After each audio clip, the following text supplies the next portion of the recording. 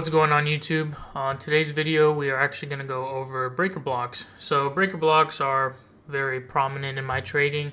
This is my entry model, so I really wanted to discuss this one. But in the simplest form, a breaker block is nothing more than, if we're going on the bullish route, you'll have a move like this. So then you'll have a low, a high, a lower low, and we take out this internal low right here, this liquidity.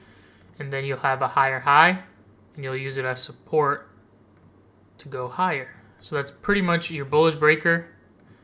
The up close candle or a series of up close candles will form your breaker prior to the sweep.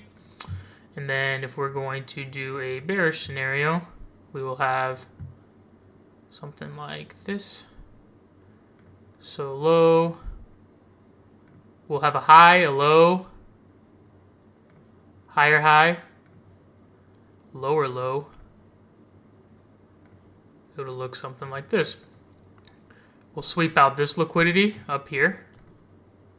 Very similar to over here. We swept out this liquidity. And then the last down close candle or series of down close candles will form your actual breaker block. So let me mark that out. And I'll explain to you guys what makes a higher probability breaker, or what I really deem to be the only type of breaker that I would take. But this is pretty much the pattern that you're going to look for. So we can actually go straight to the charts now. And we can actually hop on the 1 minute. I can probably already see some potential areas just looking at this previous week's price action. So you have a soup right there. You can kind of already start to see where your breaker would form. So low, high, lower low, higher high, or higher high right here. So you can already see the pattern. Boom, boom. Somewhere here, down. Use it as support to go higher. Not the cleanest or not the prettiest drawing, but it's kind of that exact pattern that I just showed. So this last up close candle is going to form your breaker block right here, because we take out this low right there. Now if we actually move this back a little bit, if we're looking at just this price leg right here, you can see here we took out this low as well as these lows to the left. This would form your breaker had we gotten closure above there, but we ended up doing a little bit of a double purge. So let's put this back where it was. Now, one thing that's important to note is this breaker is not a breaker until we actually close above this swing point right here. So the highest probability breaker blocks are actually going to be sponsored by a swing point, very similar to this. So if the breaker itself is not a swing point, then the next candle over will usually provide that swing point that you're looking for. So you don't want to pattern trade just an up close or a down close candle. And that's very important. So once we close above this high right here, almost like a little bit of an internal market structure shift on the lower time frame, then you actually create or validate your breaker. You can take entry on the closure, stop at the low, or retest if you want to target a little bit better RR on this one. So that is going to be pretty much your bullish breaker.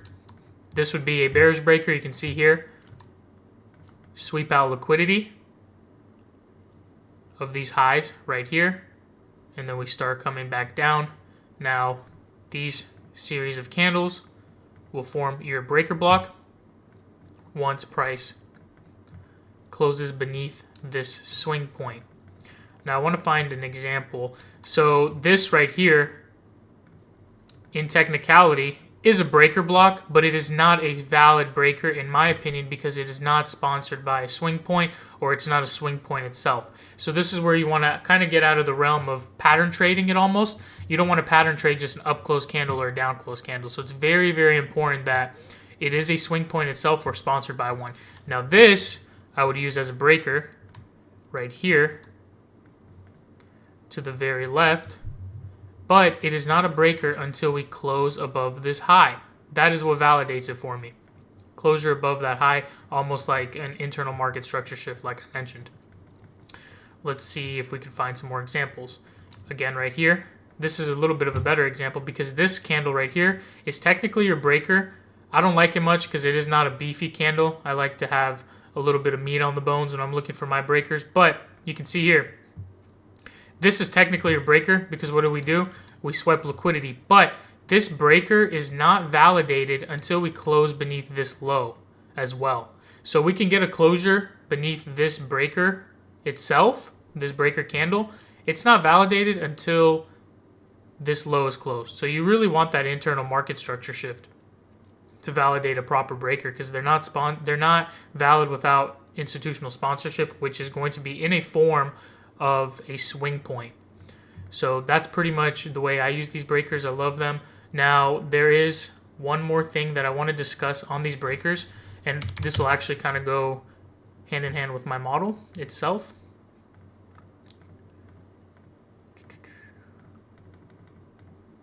Let's see, I could probably find a good example from yesterday. So right here, you can already see the model is kind of forming itself in this area. Now, if we pull this back, what I like to do is I like to align my breaker blocks with the opening price of the souping candle. So if you look to the left here, or let me go back to the 15-minute, you can see this 15-minute candle opens high. I like to align my breaker blocks with that opening price. So it's almost like you're getting the breaker plus a time-based change in the state of delivery at the same time. So this breaker right here is a valid breaker to take, because not only do we close beneath this swing point that's sponsoring the breaker right here, but we're also closing beneath the opening price of the souping candle. So this increases probabilities. You might have to wait a little bit longer and take a higher breaker or a lower breaker, but when you wait for that time-based change in the state of delivery on that souping candle, it's going to make all the difference. It'll save you from fake outs and a lot of other things. So let's take a look right here, for example. You can see we have a soup here, and then you have the opening price. So you can just mark that out. Let's put this back in replay mode.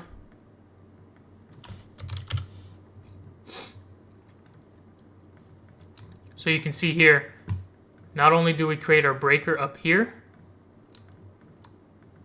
but now you can see here, this validates the breaker technically if you're just using this up close candle. But we need to see a closure above this high. So right there is your actual breaker. But you can also see that we flipped opening price of that 15-minute candle that did the soup that we're looking for. I want to see if I can find a couple more examples for you guys. You can see here, soup, mark out the opening price of this breaker, or this 15-minute candle, sorry. Go down to the 15-second. You can see here, you have a breaker. This series of up-close candles, essentially, would form your breaker, and we're also flipping that opening price. So you're getting a time-based change in the state of delivery here. Stop at the low, and then, you can target whatever. Let's see. Let me find you another example right here again.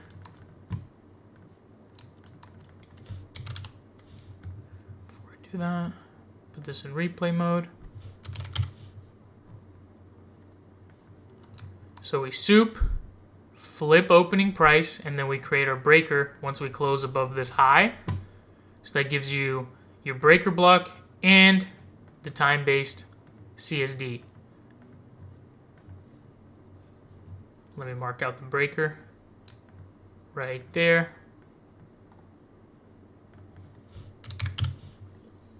And at this point, you guys can kind of start to see the model piecing itself together. Soup right there. Mark out the opening price of that candle. Put this in time replay. So, you can see soup out this high, then you have your breaker in this area right here. So closure beneath this low creates your breaker, as well as your time-based change in the state of delivery. So this lower line right here is going to be the opening price of that 15-minute candle, this one right here, that created the soup that we're looking for. And you can see here, it eventually runs lower. Let's go through and find one more example if it'll let me come back this far. Soup, opening price.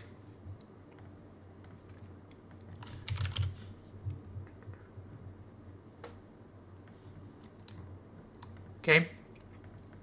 So we're flipping opening price. This is the breaker that I would use. Closure above this high. This series of up close candles. Then you can see right there, not only do you get your breaker, but you get that time-based change in the state of delivery as well. So this is very, very important because, yeah, we do want to get involved in the wick if possible, if we can get involved all the way down here.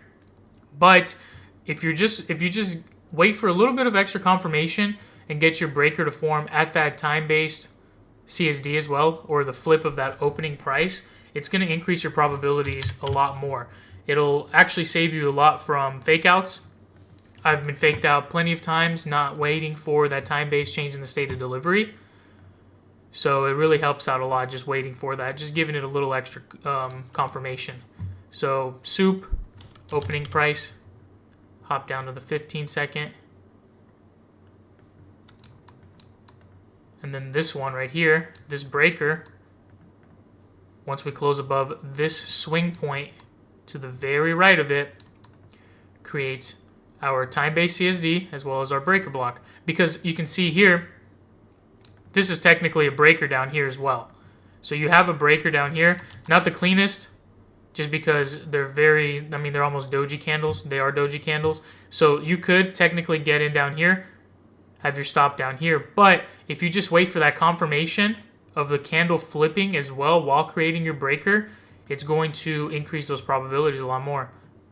You can see here, if you were to target your 2R, you barely saw any drawdown here. So practice this. Be very picky with those breakers. You want to have clean ones. We'll do one more example right here.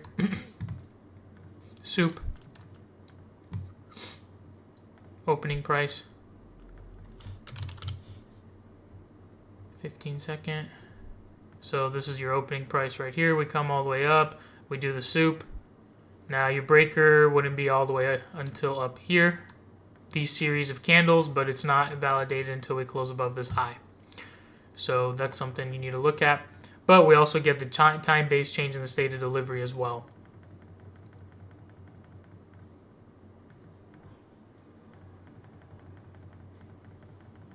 And it's very important to kind of note that if it's taken a long time to form this breaker, you probably just want to sit out. You know, you need to, just because you see a breaker form doesn't mean that it's a high probability trade. You should really, really wait and see how we form that breaker. So displacement through the breaker, especially like on the 1 minute or the 15-second, when we're displacing through, creating PD arrays or invalidating bearish PD arrays and creating and respecting bullish PD arrays to create that breaker, then that's a higher probability setup, especially if we're going there with speed. So like this right here, technically, yes, this is a valid trade for me, but I wouldn't take this just because look how long it takes. It took almost 30 minutes to form this breaker, and it's still not even formed yet. Right there is when it formed. It took 30 minutes to form that breaker. I am not taking this trade. This is a low probability setup for me. Just because the breaker formed doesn't mean that you need to take the trade. So be very careful with that as well. And then we'll look at one last example here. Pull this back. Mark out the opening price right there. Soup. So you would enter pretty much all the way up here, because this is your high probability or highest probability breaker in this price leg. Yes, these are all technically breakers in here, but they're not clean. This is much cleaner. Closure above this high, you also get your time-based change in the state of delivery on that candle flip of the swooping candle, and this is a high probability setup. Because you can see, look at the speed in which we create that breaker. We displace through it, so that's something to keep an eye on as well. But that's going to wrap up this video. So if you guys have any questions, reach out in the comment section below. Thank you.